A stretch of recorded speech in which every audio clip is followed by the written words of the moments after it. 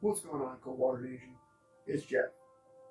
Today, we have a very special video to show to you guys. Kind of the start of a very special series I haven't really seen anyone do on YouTube just quite yet, for fly tying at least. And that is to do a fly tying of the month. Now, I think of anyone who has tried this, that most people who do these, they kind of pick on their own. Well, I'm actually going to go by month the flies listed in this booklet. And there's quite a few of them that they're going to be difficult. Some of them I know how to tie, some of them I definitely don't know how to tie. It will definitely be an adventure. But the idea is to show you guys kind of how I learned how to tie flies and kind of give you an insight into picking materials and sometimes not even having exactly what the fly calls out for, or the material that is specific to that pattern, but still being able to tie something that's relatively close and equally functional. So we're going to go through month by month, and this month's fly is the Midge. So the Midge, usually midges, you think a zebra midge, you think nibs. You don't really think dry fly. But midge dry flies are actually relatively effective. It's not one that I've tied, so it'll definitely be an adventure, but it looks fairly simple. Pretty simple hackle coming out the back, though I don't know if we have any yellow hackle that we can use. I don't know if we have any. It looks like a pretty fuzzy, sort of like pinkish orange body. I don't know if that's dubbing or if that's wire, but I think that'll just end up being some form of like a yellow or amber dubbing. And then you've got the hackle feather, and the hackle's yellow. I don't know if we have any yellow. We may have some like brown or burgundy, so we may make it burgundy just to show you guys how that works. But it's a relatively simple fly, and I think it's judging by this picture, the rough usual size of zebra midge is usually 16 or 18. This is probably a size 16 dry fly. So we're gonna grab our materials, and we'll take a stab at seeing if we can tie this. And maybe later on this year we can give a shot at seeing if we can catch a fish on it when the midge hatch finally starts to lift off the water. But I hope you guys are excited. Hope you guys enjoy this new series, this new take on approaching how to tie flies. Plan to keep the series relatively unedited, just to give you guys a sense of what I'm doing and the materials that I'm picking and how I'm tying the fly. So I hope you guys enjoy, and let's get into it. Let's grab our materials and let's get started.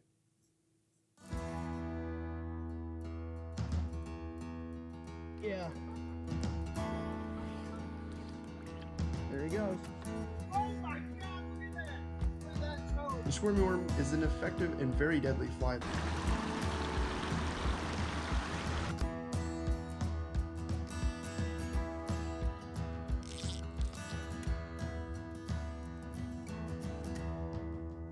What's up, guys? My name's Brian, And I'm Geoff. and you're watching Empire Coldwater. Let's rip some lips. This video is brought to you in part by Upstate Excursions and by Black Dog Outdoor Sports.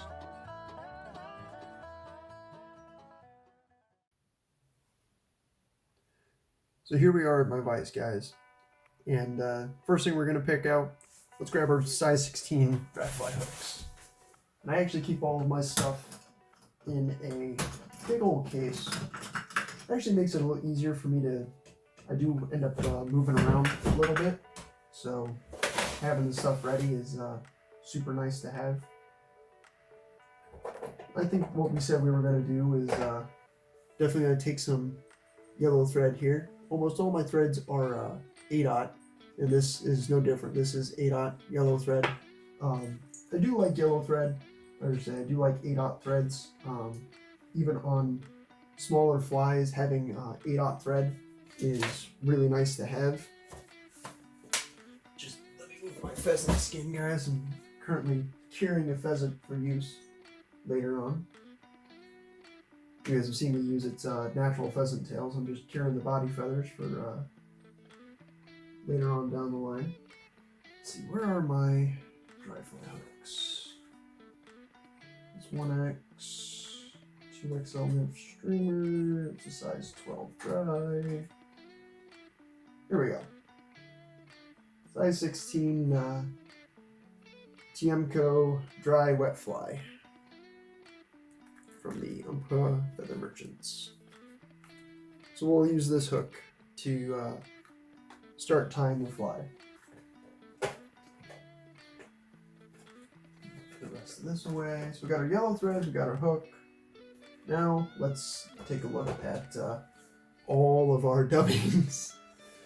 So I keep quite a selection of dubbing going. You never really know what kind of colors you need. Like this tan could actually kind of be nice.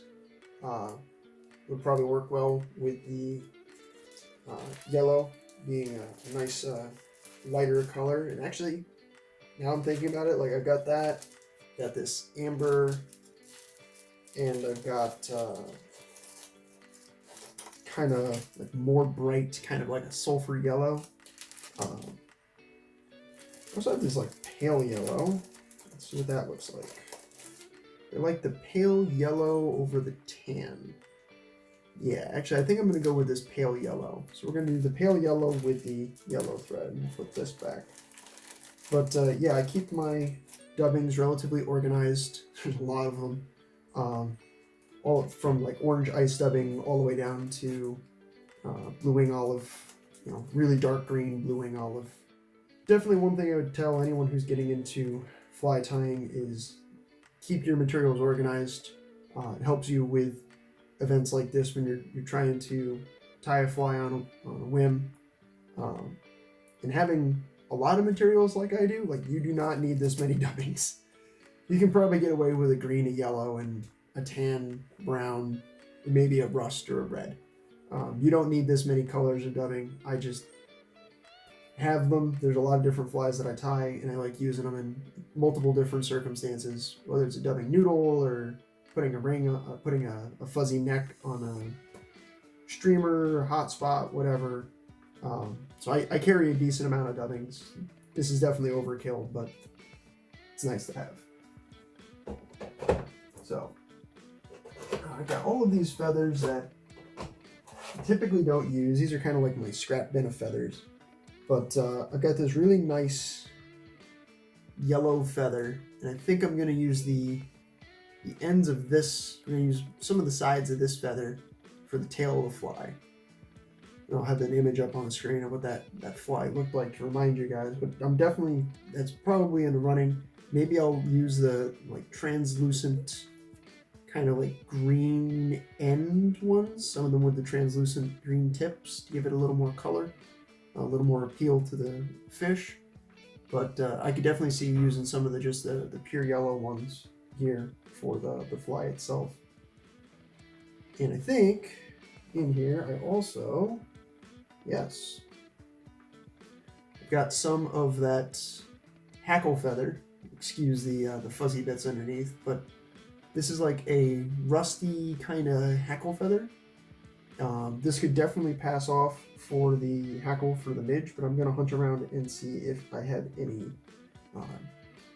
closer to yellow that I can use for the legs. That's definitely in the running. Let's do that. Let's close this up.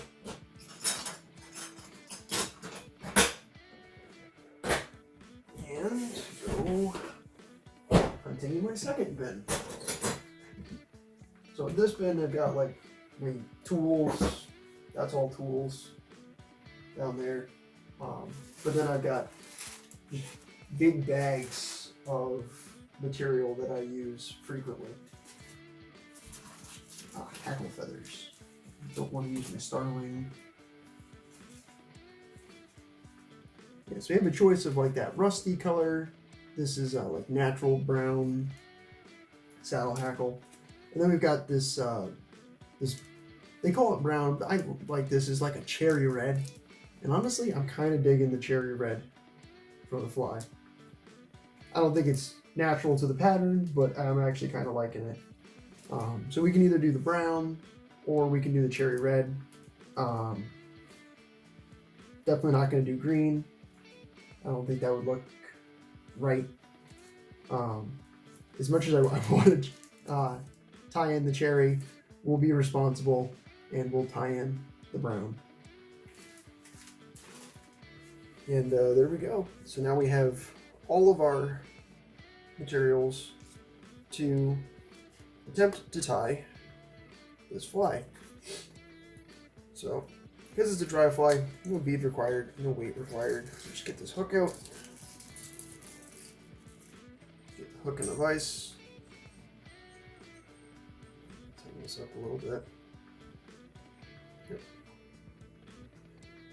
Let's get our thread on our bobbin. And seeing how small the head of that fly was, I don't think they started at the head. I think they started somewhere at the midsection. So we're going to start our wraps there. We'll work down the body to about there, and let's go ahead and trim off the excess now. I don't think we're going to be needing it.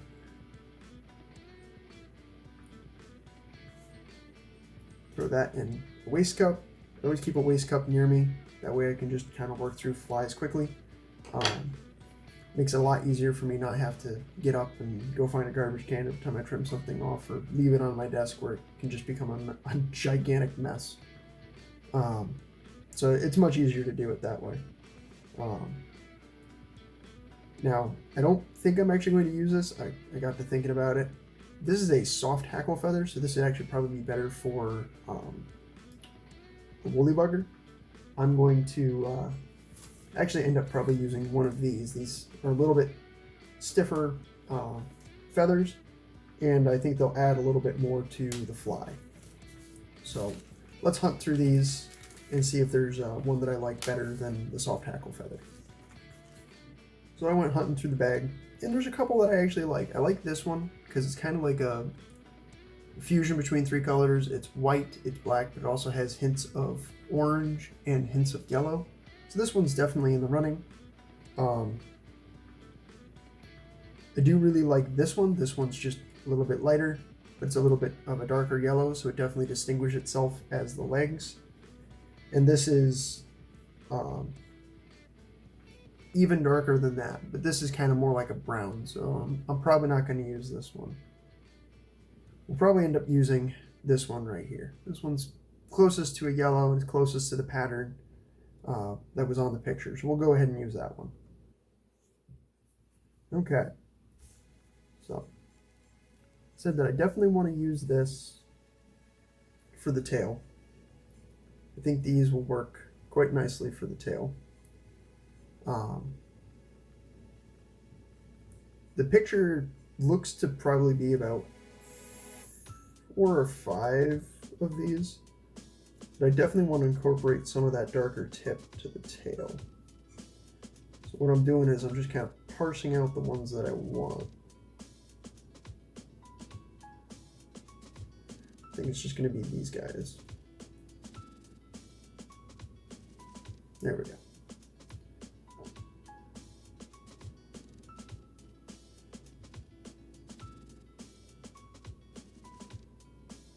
Kind of get them all aligned best you can. The best I can.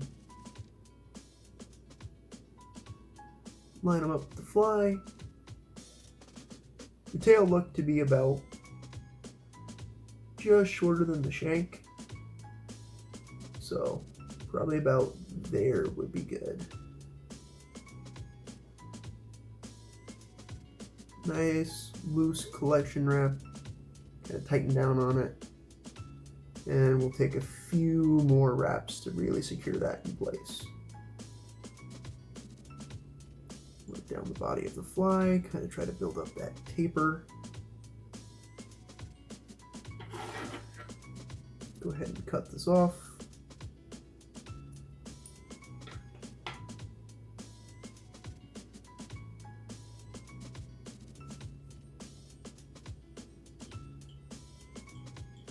Now we'll go up to the head of the fly, and we'll work back to to the base. Just building up that body to be a little thicker.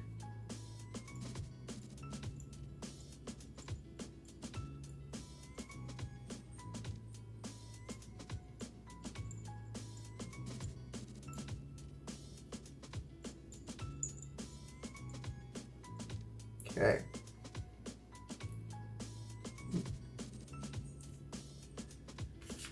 So now it's time to dub this. Take a little bit of this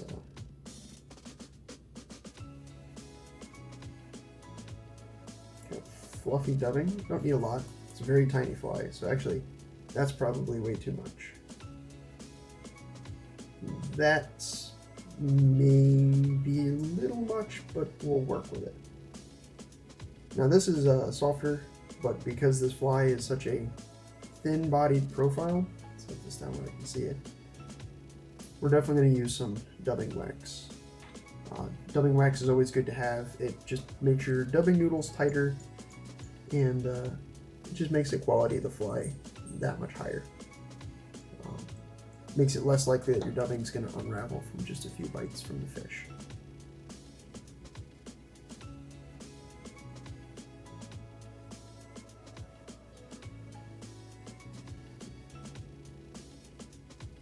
But as you can see, you don't need a ton of dubbing for your dubbing noodle. It can actually be quite thin. And the best part about dubbing is you can always add more.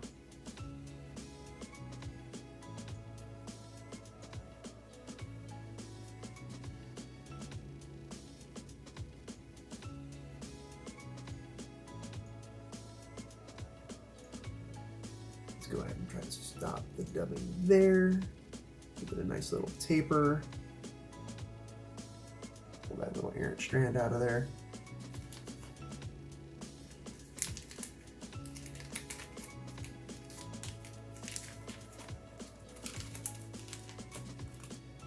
And now it's time for the hackle. Now you don't need a lot of it, but what we're going to do is we're going to pull away some of the barbules right down there near the front of, right down there, I'll show you guys in the camera, but I pulled away the barbules right there near the end of the fly where it's a little bit thicker.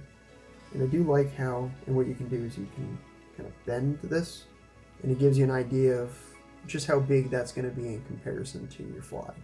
So they have gauges, but I don't typically find that I need to use one for when I'm tying flies. So we'll go ahead, get this all tied in. Got it tied in on the opposite side, and we'll leave our thread probably about there. We'll leave our thread, and then we'll just begin to wrap our hackle feather.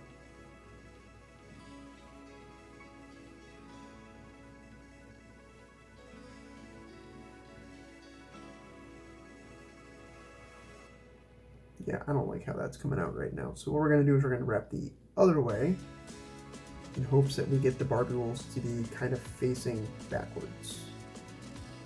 Kind of like that.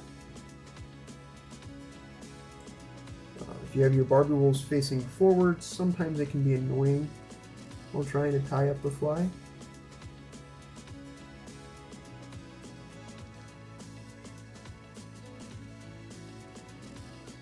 Trying to make it a little thicker. Felt a little sparse to me.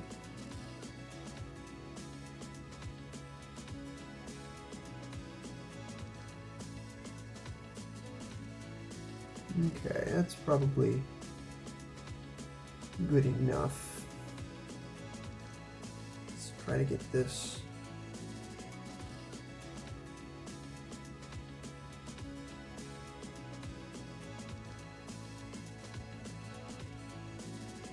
wrapped in.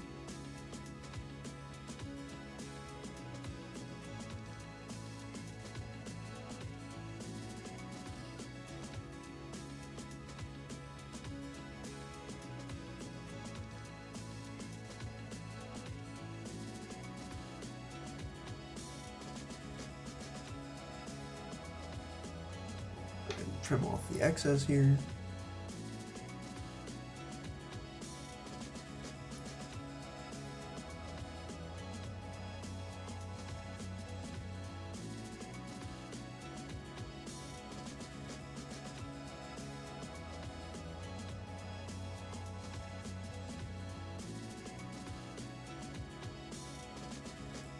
And this is the importance of having some really sharp scissors. Kind of helps you put all this together.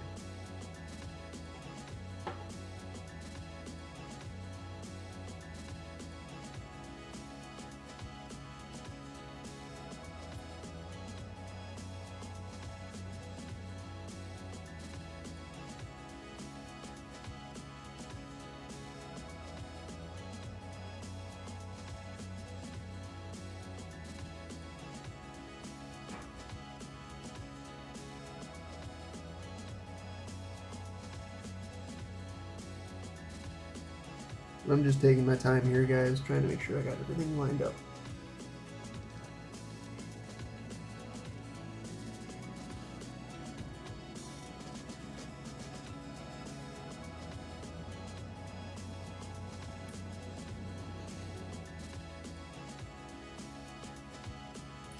There we go. So now we got the tail, we got the hackle, we got the body. All that's left is to do a whip finish. I think we're just gonna have to put a single whip on this. There's not a ton of space to do a double, and I think a single will look just fine. So 1, 2, 3, 4. Get one more on there. Really even out that head. Come on.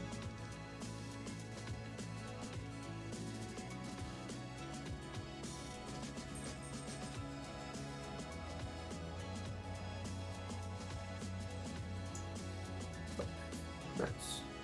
We got it in there without disturbing too many of the hackles there.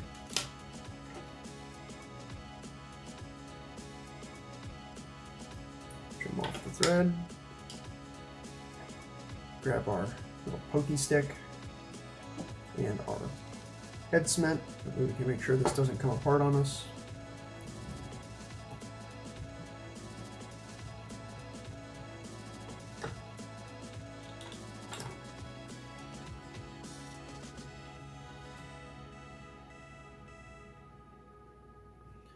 Just get a little drop. You don't need much, just a drop. Get that on the head there.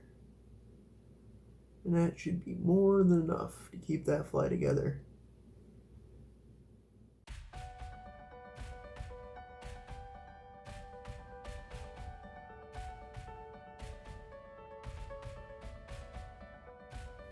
Not a lot to a Midge, but it's okay. And I think I like how that came out. But let me know down in the comments down below if you guys enjoyed this tie, if you guys like how this came out. Do you think it really matched the picture, or do you have any suggestions for how I can make this better in the future? But other than that, I hope you guys enjoyed today's video, and see you guys all next time. Tight lines, everybody. We hope you guys enjoyed the video. If you like what you saw today, consider giving this video a thumbs up and subscribe for more. Thanks for hanging out with us, and we'll see you next time. Until then, tight lines, everybody.